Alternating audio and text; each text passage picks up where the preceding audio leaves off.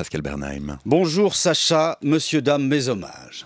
Est-ce que vous connaissez Sacha, monsieur Jonathan Ive ? Non, Hart, mais pas Ive. Non, alors monsieur Jonathan Ive, Johnny Ive pour les intimes, et The Real Johnny Ive pour les tweetos. Okay. Monsieur Jonathan Ive est un designer industriel anglais et il est responsable du design des produits Apple depuis bientôt 20 ans. Ah. Voilà, c'est donc monsieur Jonathan Ive qui dessine tous ces machins dont personne n'a besoin mais que tout le monde achète. Voyez-vous ? Au début de la semaine, l'entreprise à la pomme, comme écrivent les plumitifs en mal de synonymes, au début de la semaine, on a eu le plaisir, enfin, que dis-je, le plaisir ?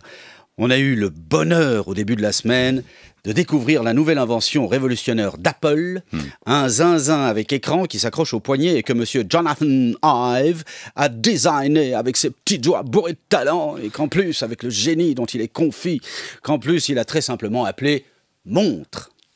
Révolutionnaire, je vous dis.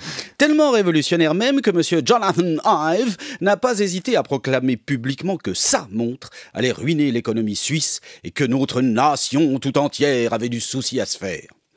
Comme si nous, les Suisses, comme si nous étions tous horlogers à fabriquer de la toquante à la main au fond de nos garages. Il sait peut-être faire des gribouillis de course, monsieur Jonathan Ive, mais question géoéconomie, zéro pointé. Ouais. Zéro pointé, tous les Suisses horlogers. Hein.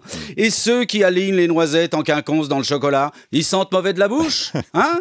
Et ceux qui font des trous dans l'Emmental, vous vous en foutez, monsieur Jonathan Ive. Évidemment qu'il s'en fout, monsieur Jonathan Ive, d'abord parce que, il est incapable de faire la différence entre de l'Emmental et du gruyère. Pour monsieur Jonathan Ive, c'est tout du Swiss cheese. Et puis 2, parce que chez Apple, les souris, elles ne sont pas du genre à manger du fromage. Non, déjà. Voilà. Donc, la montre. Nicolas Hayek Jr. l'a dit, je cite, « Nous ne sommes pas nerveux, nous ne vivons pas à l'heure de Cupertino ». Cupertino, c'est là que se trouve le siège d'Apple, donc, oui, en Californie. Oui, je vous le dis, parce que si monsieur Jonathan Ive ne connaît rien à la Suisse, il n'y a pas plus de raison qu'on sache que le siège d'Apple est à Cupertino, je veux dire. Bon, et leurs esclaves en Chine, parce que, voilà, bon, bref. Nous ne vivons pas à l'heure de Cupertino, a déclaré Nicolas Hayek Jr. Il y a au moins un truc qu'il maîtrise bien, Nicolas Hayek Jr., c'est les fuseaux horaires. Hein, ça c'est vrai, on ne vit pas à l'heure de la Californie. C'est bien, Nicolas Hayek Jr., c'est vraiment le digne représentant de ses prédécesseurs qui, dans les années 70, lorsque les montres électroniques japonaises à 3 francs 6 sous ont inondé le marché, ses prédécesseurs qui ont dû dire un truc du genre à l'époque « Nous ne sommes pas nerveux, nous ne vivons pas à l'heure de Tokyo ». Bravo, on a vu le résultat. 30 000 chômeurs et un bon millier d'entreprises horlogères qui ont fermé. Les fuseaux horaires, c'est le truc vraiment bon plan, les gars. On se calme avec le micro, voilà.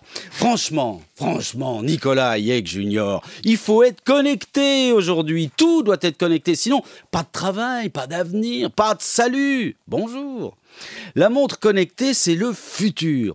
Pour surveiller sa santé, par exemple. Rythme cardiaque, tension artérielle, température, poids. Pour l'horaire des transports publics, bus, train, bateau, avion. Et la montre connectée. En plus, elle donne l'heure. Si. C'est quelle heure ? 36,2. Merci, c'est ici que je descends. Vous voyez, il faut être connecté, de plus en plus connecté. Monsieur Jonathan Ive, je suis sûr qu'il est connecté. Non, pas avec une montre ou un smartphone, il a déjà une longueur d'avance, monsieur Jonathan Ive. Son corps est directement connecté à la toile. Et quand on possède un corps directement connecté à l'Internet, la vie sociale est beaucoup plus agréable. Par exemple, monsieur Jonathan Ive, il pète plus. Non, quand monsieur Jonathan Ive lâche une perlouse, c'est pas une flatuosité. Non. C'est une notification qui lui rappelle que c'est l'heure du gros popo. Fini soit chez Tissot, bientôt y en aura plus. Même nos coucous idiots, elles vont se faire bouffer tout cru. Coucou, cocu, on va la voir dans le... Oui, même nos coucous idiots, elles vont se faire bouffer tout cru. Merci Pascal Bernheim. Avec plaisir. Pour cette chronique satirique à voir en vidéo, n'est-ce pas, avec la chorégraphie pendant la petite chanson à la fin. rts.ch/ journal du samedi.